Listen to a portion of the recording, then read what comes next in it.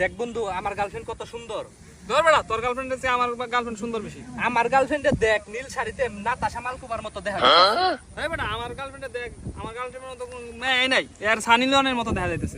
কথাও না আমার কথাও না, তাহলে এই যে চাচারে ডাক দিয়ে খাড়া করাইতাছি, চাচার মুখে হনু মুখ কেরা সুন্দর বেশি। ডাক দে।